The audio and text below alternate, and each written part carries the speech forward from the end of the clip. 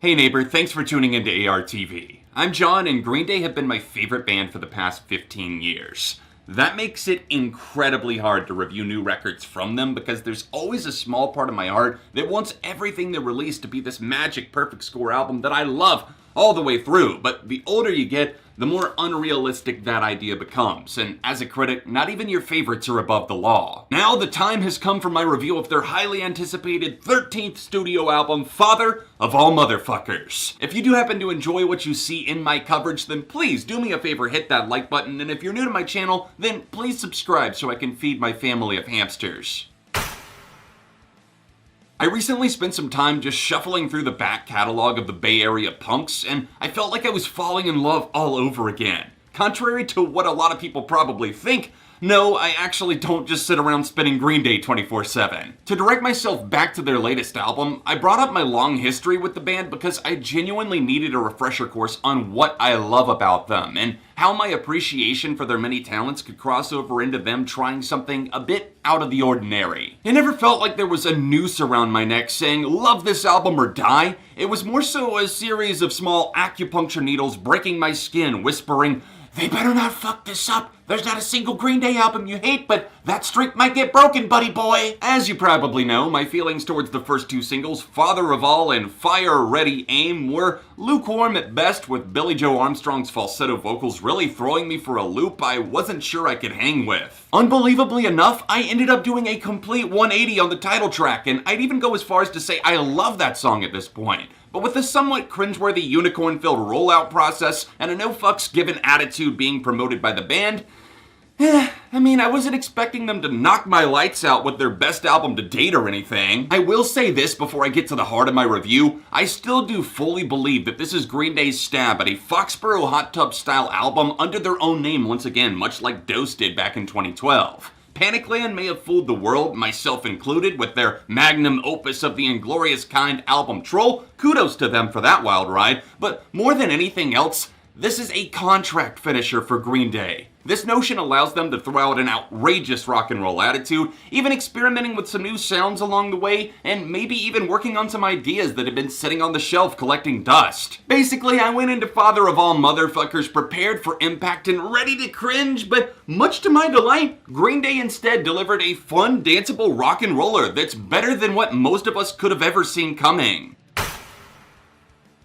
Green Day's 13th studio album isn't a total separation of church and state. It's more like a marriage between new and old rock soundscapes that make for an oddly charming melting pot over the course of 10 short songs. Prepare for a super soaker blaze of rock and roll spirit paired up with a Motown rhythm and blues inspired sound on the record. There's still plenty of slammin' guitar solos, as one would expect from the boys, but there's also a handful of tunes that feel a bit more carefully plotted and produced, like more time or maybe even too much time was spent thinking about perfecting certain aspects, which can lead to a few tracks feeling overproduced at the hands of Butch Walker. Those little bits and pieces of the record push against the grain of what Green Day has pretty much always been known for. Not to say that they've never experimented or had a cleaned up sound, but generally when they do push boundaries, nightlife, it's been bashed into the ground by fans. I wouldn't say there's anything as glaring or obvious as that aforementioned song, but I could totally understand some head scratching happening in the audience when some of these cuts like Junkies On A High hit the speakers.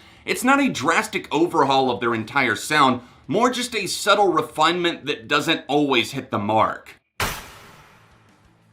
One of the best things about Father of All as an album is its innate ability to turn the idea of a feel-good rock song on its head. Some of the brightest sounding anthemic reach for the stars moments have a cloud of darkness over them due to their underlying message, Graffitia for example. Sure, in a way they throw up the middle finger as an answer to many of the ideas surfacing around them, but there's also that lingering touch of political commentary that I can't help but crave more of, especially given the piece of shit that's in the White House right now. Not everything has to be American Idiot levels of commentary and anger, and I know that some of these songs were a little bit more on the nose originally and titles were changed, like The Art of the Deal with the Devil, but given the outcome of the album that we do have, I think I can respect their decision to keep it a little bit more light in these troubled times. When you allow Green Day a chance to prove themselves, you'll find yourself nodding, tapping, and even singing along, because if there's one thing some of these deep cuts are, It's memorable. Melodies, guitar solos, bass rhythms, drum tempos. After a few listens, I felt locked in and I could at least hum back the melody of the majority of the songs, which I always think is a really good sign. With a rollout as messy as this one, it's hard to say if the singles were a bad representation of what was to come, but I really do think something other than Fire Ready Aim, one of the most indistinguishable sounding moments on the album, should have been released as the second single. Father of All took some time, and I can respect a bold glam surf rock tune that takes some getting used to, but Fire Ready Aim feels more and more like background music for sporting events and car commercials the more I hear it. Now, one major elephant in the room,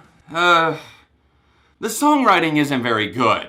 A lot of the time, it just feels silly. Here's a bad example. I Was a Teenager. This song combines Billy, Mike, and Trey's own youth with the general feeling of being an outcast, and hooks like this can go bury themselves in a hole underground. There's Not Giving a Fuck in a good way, and then there's Lazy, and that I was a teenager, school is just for suckers hits me is laughable at best. There's also a slew of callbacks and references that I feel have to be intentional. I mean, did you see that album cover? There's a reason why I'm using the explicit non-unicorn version on screen, which is still bad and a rehashed version of the iconic American Idiot cover, just not as bad. But in other ways, the less than subtle similarities like Stab You in the Heart sounding like Fuck Time Part 2, or the way Billy sings And It's Dangerous on Sugar Youth, it's uncanny how much that sounds like She's a Rebel. That coupled with them sampling someone else's song for the first time in their entire career, there's just a bit of a looming feeling that has me sensing a lack of creative inspiration. The band sampled Joan Jett's 80s hit Do You Wanna Touch Me on the album's third track and third single, Oh Yeah, a simmering stadium rocker that twists up its stomping percussion with a striking guitar line that really pops out in the mix. This song really grew on me after a few plays through the album, and outside of its rather annoying sampled chorus, I'm totally digging this one. They thought outside of the box, managed to incorporate their instruments in a new way without selling themselves down the river, so hell yeah! Stab You in the Heart equals Fuck Time Part 2 plus Hippie Hippie Shakes from the 60s. Boom! Simple math, my friends. However, my girlfriend has really pleaded her case for it sounding like Achy Breaky Heart by a very different Billy, so the jury is still out on that one. I can't help but give into the groove here. It's undeniably catchy with the sarcastic charm dancing around the morbid truth. I wanna stab you in the heart. That sounds fun and super messy. Much like this album, actually. But a good kind of messy, like a big party you throw that's gonna be a ton of work to clean up tomorrow, but in the moment, you let yourself go. Take the Money and Crawl works as a pounding dance floor rocker that's easily among the best on Father of All, but I'm gonna be a nitpicker here and say it would have been a better time without the chopped up effect they put on Billy's voice when he sings Couldn't we have just left that with the 2000s garage rock bands that had way more budget than they knew what to do with? Without a doubt, there's gonna be some heated discussion surrounding Junkies On A High, a song that I think flourishes as a bellowing stadium slow burn, but does it really feel like a Green Day song? That's the more complicated question, because some of Billy's vocals here totally reel you back in with those recognizable melodies, but the larger-than-life guitar and bass feels more akin to Muse than it does Green Day. I already highlighted I Was a Teenager as throwaway fodder with piss-poor lyrics that I'm not at all interested in, so it's time to mention the 60s vibes given by Meet Me on the Roof.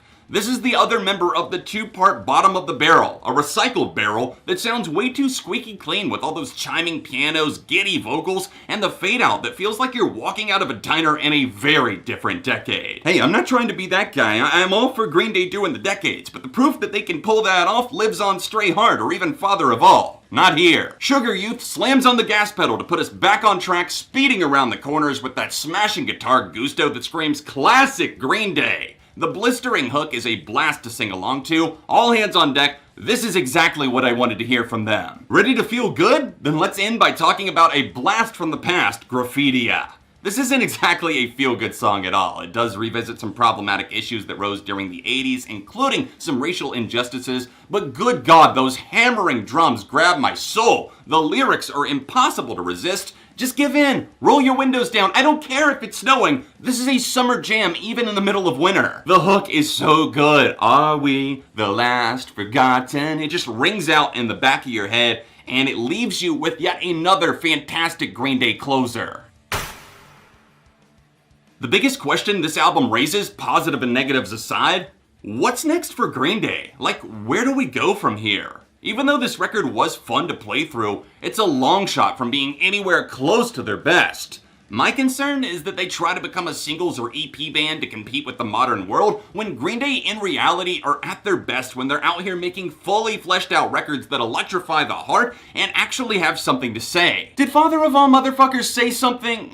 Yes and no, but I'm left wanting more. It can feel overly familiar at times, but then there's the moments that cut through the fog and remind you that this is unmistakably Green Day. I still like this album quite a bit. In fact, it's kept me dancing since the label sent it to me, so crisis averted, boys! This isn't even their worst album. God's Favorite Band nailed down a 3.5 out of 5 for album number 13. Now comes the nail-biting question, what did you think of Father of All? Debate away in the comments section down below, and if you're feeling generous, like and subscribe, especially if you like Green Day, because I talk about them a lot. In fact, Underrated Green Day Songs Part 2 is probably out by the time you're watching this video. Here's a playlist with all of my Green Day videos so you can keep up, and if you want to see another recent rock review, then tap here. Socials in the description, and I will see you soon for more on ARTV.